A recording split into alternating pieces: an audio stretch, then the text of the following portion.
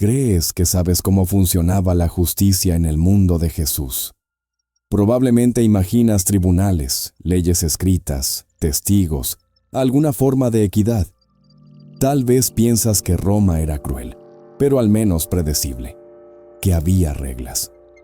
El problema no es que no sepas lo suficiente, es que el modelo mental que llevas sobre justicia no sirve para el siglo I. Y mientras ese modelo permanezca intacto, vas a continuar leyendo los evangelios como si entendieras lo que estaba pasando. Pero no entiendes. Todavía no. Éfeso. Verano del año 54 después de Cristo. El sol golpea directo sobre la piedra del foro. No hay sombra. El suelo quema bajo los pies descalzos. En el centro de la plaza, 2 hombres están atados a postes de madera, separados por menos de 10 metros. Ambos robaron pan. Ambos fueron atrapados el mismo día, en la misma calle, por el mismo guardia.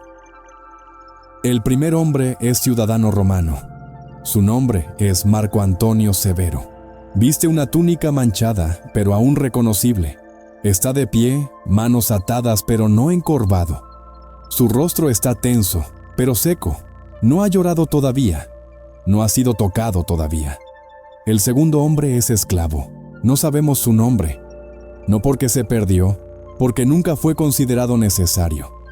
Fue registrado apenas como propiedad de Lucio Cornelio. Su túnica ya está rasgada. Su rostro está hinchado. Fue azotado 3 veces antes de ser traído aquí. La sangre seca marca su espalda. Respira con dificultad. Cometieron el mismo crimen. Están siendo juzgados en el mismo lugar. Pero aquí está el detalle que cambia todo. Marco Antonio será multado. Perderá parte de su herencia. Tal vez necesite dejar la ciudad por 6 meses, pero su cuerpo permanecerá intacto. Ningún azote, ninguna marca permanente. Volverá. Su nombre aún será pronunciado sin vergüenza. Sus hijos aún podrán frecuentar el foro. El esclavo será azotado nuevamente. Será marcado con hierro caliente. Será vendido para trabajo en minas. Si sobrevive 6 meses, será mucho. Puedes pensar que esto es crueldad, pero no lo es. Es sistema. Roma no preguntaba primero qué fue hecho. Preguntaba quién lo hizo. Después, ¿para quién? Después, ¿quién está viendo? La infracción era apenas el pretexto. El castigo era el mensaje. Y el mensaje no era sobre el pan. Nunca has visto a un ciudadano romano ser crucificado en suelo italiano. No porque fuera ilegal, sino porque sería obsceno. El cuerpo del ciudadano era protegido no por compasión, sino por categoría. Azotar a un ciudadano romano era un ultraje mayor que matar a un esclavo. Pablo de Tarso lo sabía. Por eso, en Hechos 22-25, cuando está a punto de ser azotado, dice una única frase: «Es lícito azotar a un ciudadano romano sin estar condenado». La frase paraliza a todos, porque el problema no es el dolor, es la categoría. El cuerpo del esclavo, por otro lado, era superficie pública, marcado, azotado, exhibido, destruido. No porque fuera más culpable, sino porque era más disponible. La carne del esclavo enseñaba sin palabras. Cada marca decía algo, y todos entendían. Pero esto todavía no es lo peor.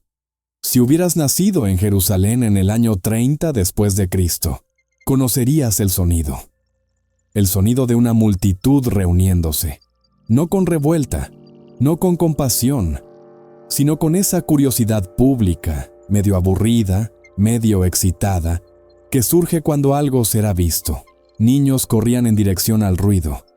Mujeres detenían lo que estaban haciendo. Hombres comentaban: ¿quién es esta vez? ¿Qué hizo? Pero las respuestas importaban poco, porque el objetivo no era convencer a nadie de que el castigo era justo. Era garantizar que todos supieran que existía. La presencia del público no era accidental, era esencial. El castigo sin testigos era castigo desperdiciado. La vergüenza necesitaba ser colectiva. El dolor necesitaba ser visto y funcionaba, Porque cuando un niño veía a un hombre siendo azotado en la plaza, no preguntaba ¿por qué?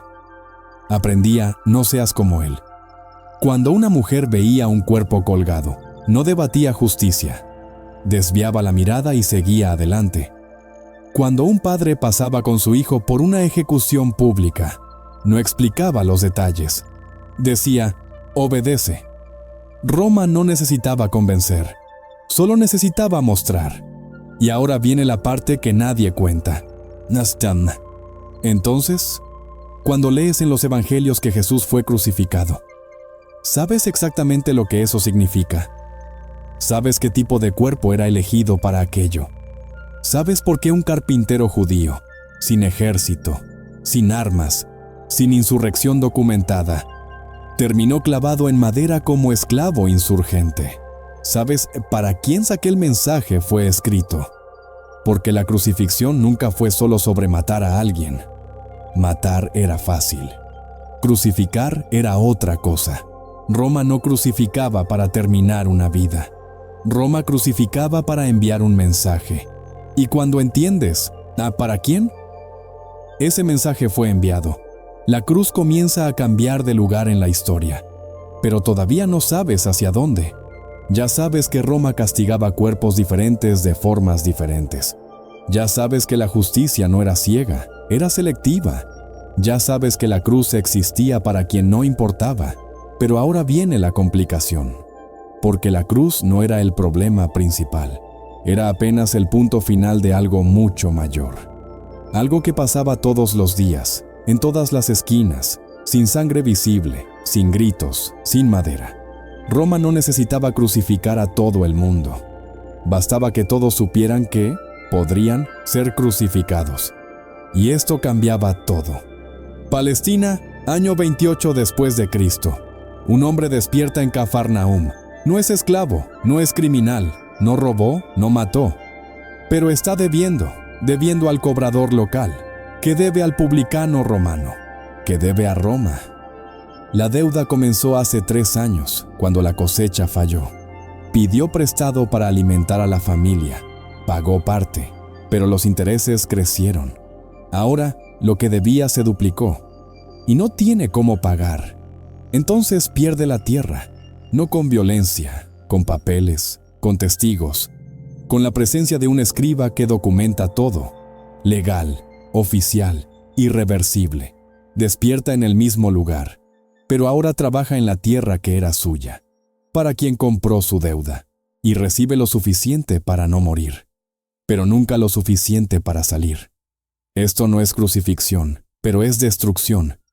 Y pasaba todos los días, en todas las aldeas, para miles de personas, sin sangre, sin cruz, sin espectáculo público. Roma no necesitaba matar a todo el mundo. Bastaba mantener a todo el mundo preso. Pero la deuda no era el único control. Roma controlaba algo más profundo. Controlaba el futuro. Porque cuando no sabes si vas a comer mañana, no planeas la semana que viene. Cuando no sabes si tu tierra aún será tuya el próximo año, no plantas a largo plazo. Cuando no sabes si tus hijos van a heredar algo o apenas deudas, no sueñas con su futuro. Roma no necesitaba matar la esperanza, simplemente la hacía impracticable, y esto funcionaba. Pero entonces, alguien comienza a hablar diferente. Alguien comienza a decir, bienaventurados los pobres. No los ricos, no los poderosos, los pobres. Como si la pobreza no fuera vergüenza. Como si ser aplastado no fuera culpa tuya. Como si el sistema estuviera equivocado, no tú. Alguien comienza a decir, el último será el primero. Como si la jerarquía pudiera invertirse. Como si quien está abajo pudiera subir. Como si el futuro no fuera apenas continuidad del presente. Alguien comienza a decir, el reino está cerca. No distante, no imposible, cerca. Como si otro mundo fuera inminente. Como si la historia pudiera cambiar. Y esto, para quien controlaba el tiempo, era peligroso. Pero antes de cualquier cruz, había otra cosa. Humillación pública. Jesús no fue matado inmediatamente. Fue deslegitimado primero. Marcos 3, 21 dice que su propia familia intentó prenderlo, diciendo que estaba fuera de sí. Juan 10, 20 registra que muchos decían, tiene demonio y está loco. No eran acusaciones formales, eran destrucción reputacional. Porque si consigues hacer que alguien parezca loco, no necesitas refutar lo que dice. Las personas simplemente dejan de escuchar. Mateo 11, 19 registra lo que decían de él. He aquí un glotón y bebedor de vino, amigo de publicanos y pecadores. No era verdad, pero no necesitaba hacerlo. Bastaba repetir y funcionaba. Porque en una sociedad de honor y vergüenza, ser etiquetado era ser destruido. No importaba si estabas vivo. Si nadie te respetaba, ya estabas muerto socialmente. Roma lo sabía. Por eso no comenzaba con violencia física, comenzaba con violencia simbólica. Y cuando la simbólica no funcionaba, venía la real. Pero aquí está el detalle que complica todo. Jesús no fue matado porque era peligroso solo. Fue matado porque era peligroso, junto con otros. Multitudes lo seguían. Marcos dice que eran como ovejas sin pastor. Mateo registra 5,000 hombres, aparte de mujeres y niños. Lucas habla de miríadas de personas, tantas que pisaban unas a otras.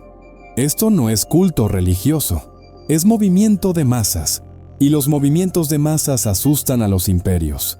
Porque Jesús no hablaba en código teológico, hablaba en parábolas, lenguaje simple, historias que cualquiera entendía, sobre semillas, sobre deudas perdonadas, sobre trabajadores que reciben el mismo salario, independiente de cuánto trabajaron. Esto es narrativa económica, no apenas espiritual, y peor. Incluía a quien no contaba, mujeres, leprosos, cobradores de impuestos, prostitutas, samaritanos, niños. No predicaba para los márgenes, ponía a los márgenes en el centro.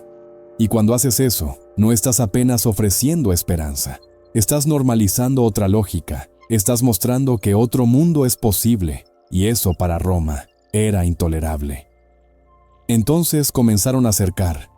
Primero, intentaron atraparlo en error teológico. Mateo dice que fariseos y herodianos, enemigos entre sí, se unieron para tender una trampa a Jesús. Preguntaron sobre impuestos. ¿Es lícito pagar tributo a César? Si decía sí, perdería al pueblo. Si decía no, sería acusado de insurrección. Respondió: Dad a César lo que es de César, y a Dios lo que es de Dios. No era evasión, era rechazo de jugar el juego.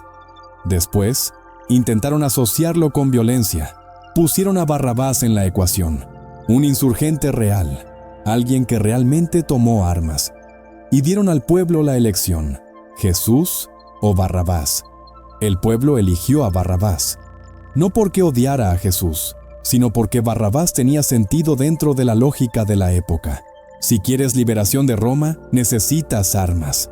Jesús no tenía armas, entonces no servía. Y entonces vino la humillación final. No apenas la cruz, sino el camino hasta ella. Azotes, burla, corona de espinas, soldados escupiendo, manto de púrpura para ridiculizar. «Salve, rey de los judíos», decían riendo. Esto no era apenas crueldad, era pedagogía política. Roma estaba diciendo: esto es lo que pasa con quien ofrece otro reino. Esto es lo que pasa con quien normaliza otra lógica. Esto es lo que pasa con quien hace que las multitudes sueñen. Entonces pensabas que la historia era sobre la cruz, y tal vez lo sea. Pero antes de la cruz, había todo un sistema que aplastaba sin matar, que controlaba el futuro, no apenas el presente, que humillaba antes de ejecutar, que tenía miedo de ideas, no de ejércitos. Jesús no fue matado porque tomó armas. Fue matado porque ofreció esperanza sin pedir permiso. Y eso, para un imperio construido sobre control, era intolerable. La cruz fue apenas el punto final. Pero el sistema era el problema. Y cuando entiendes esto, una pregunta brutal emerge. Si Roma controlaba todo, cuerpos, tiempo, reputación, futuro, ¿cómo es posible que la historia no haya terminado allí? Ya sabes cómo funcionaba el sistema. Ya sabes que Roma no necesitaba crucificar a todos. Bastaba que todos supieran que podrían ser crucificados. Ya sabes que Jesús fue destruido socialmente antes de ser destruido físicamente. Ya sabes que la cruz fue apenas el punto final de un proceso calculado. Y viernes por la tarde, cuando Jesús murió, parecía que el cálculo había funcionado perfectamente. El cuerpo estaba colgado. Las mujeres lloraban a distancia. Los discípulos habían huido. La multitud que gritaba «Hosana». Una semana antes, ahora volvía a casa en silencio. Los líderes religiosos respiraban aliviados. Pilato se lavaba las manos. Literalmente, estaba cerrado. Un Mesías muerto más. Un movimiento deshecho más. Una esperanza enterrada más. Roma había vencido. Entonces, ¿por qué estás escuchando esta historia 2000 años después? Cuando un líder carismático moría en el siglo I, el guión era predecible. Los seguidores se dispersaban. Algunos volvían a sus vidas anteriores. Otros intentaban desasociarse públicamente para no ser perseguidos. Algunos pocos continuaban, pero en silencio, en círculos cada vez menores, hasta desaparecer. La memoria del líder era preservada por algunos años. Después, diluida. Después, olvidada. Esto pasó con Juan el Bautista, pasó con Teudas, pasó con Judas el Galileo, pasó con decenas de otros que prometieron liberación y fueron matados por Roma. Ellos murieron. El movimiento murió con ellos. Eso era lo normal. Pero con Jesús, algo diferente pasó. Juan 21 dice que María Magdalena fue al sepulcro el primer día de la semana, de madrugada, siendo aún oscuro. No fue a hacer vigilia. Fue porque el cuerpo necesitaba ser preparado adecuadamente. El viernes, la prisa del sepulcro no permitió los rituales completos. Ahora, el domingo, podía terminar lo que había comenzado. Esperaba encontrar un cuerpo, pero el sepulcro estaba abierto y vacío. Lucas dice que quedó perpleja. Marcos 16:8 dice que ella y las otras mujeres temblaban y estaban fuera de sí, y no dijeron nada a nadie porque temían. Este no es comportamiento de quien inventó una historia. Es comportamiento de quien no sabe qué hacer con lo que vio. Porque un sepulcro vacío no resolvía nada. Al contrario, creaba más preguntas. ¿Dónde está el cuerpo? ¿Quién lo llevó? ¿Por qué? Si quisieras inventar una resurrección, no comenzarías con mujeres en pánico y un sepulcro vacío sin testigos. Crearías algo más convincente. Pero no inventaron, solo registraron lo que pasó. Y lo que pasó no tenía sentido. Pero el sepulcro vacío no era la parte más extraña. La parte más extraña era lo que pasó después. Pedro, que negó a Jesús 3 veces por miedo, de repente está predicando públicamente en Jerusalén. Hechos 2:14 dice que se puso de pie en medio de la multitud y comenzó a hablar. Este es el mismo hombre que, días antes, no podía admitir que conocía a Jesús delante de una sierva. ¿Qué cambió? Aquí está el detalle que rompe el cálculo romano. Roma sabía matar líderes. Lo hacía con eficiencia, pero dependía de una cosa: que la muerte del líder matara el movimiento. Con Jesús, la muerte no mató, aceleró. Hechos 1:15 dice que, poco después de la ascensión, había cerca de 120 discípulos reunidos. Pequeño, controlable. Hechos 6:7 dice que crecía la palabra del Señor, y el número de los discípulos se multiplicaba grandemente en Jerusalén. También muchos de los sacerdotes obedecían a la fe. Sacerdotes, personas del establishment religioso, personas que tenían todo que perder. Esto no es comportamiento de quien sigue a un muerto, es comportamiento de quien experimentó algo que reorganizó todo. Entonces, aquí está la verdad que estaba esperando desde el comienzo. Roma no perdió porque fue derrotada militarmente. Roma perdió porque su cálculo político estaba equivocado. Pensaba que matar al líder mataría al movimiento. Pero el líder no quedó muerto. Y cuando volvió, no volvió con ejército, no volvió con espadas, no volvió con un plan de gobierno, no volvió para tomar el poder, volvió para mostrar que la muerte no era el punto final. Y esto era colapso estructural, porque si la muerte no es el fin, la cruz no es amenaza. Si la cruz no es amenaza, Roma no tiene poder real. Si Roma no tiene poder real, el sistema entero es fraude. La resurrección no fue milagro piadoso, fue declaración política. Fue la prueba de que el reino de Dios no obedece las reglas del reino de César. Y es por eso que estás escuchando esta historia 2000 años después. No porque un hombre bueno fue matado injustamente. La historia está llena de hombres buenos matados injustamente. No porque enseñó cosas profundas. Había otros maestros, sino porque fue el único que prometió vencer la muerte. Y cumplió. Y si venció la muerte, entonces todo lo que dijo antes necesita ser tomado en serio. Cuando dijo, bienaventurados los pobres, no era consuelo vacío. Cuando dijo, el último será el primero, no era utopía ingenua. Cuando dijo, yo soy el camino, la verdad y la vida, no era arrogancia, era declaración fundamentada, porque volvió. Si llegaste hasta aquí, ya te diste cuenta de que la historia que pensabas que conocías era más compleja, más dura, más política y más radical de lo que imaginabas. Viste lo que la mayoría no ve, seguiste hasta el final. Entendiste que el modelo mental antiguo ya no sirve. Continúa observando, continúa cuestionando. Continúa desconfiando de cualquier versión que haga la historia demasiado simple. Suscríbete al canal si quieres continuar viendo lo que otros no ven. Deja un comentario diciendo qué parte de la historia quieres que explore más profundo. Porque la verdad no necesita defensa, solo necesita exposición.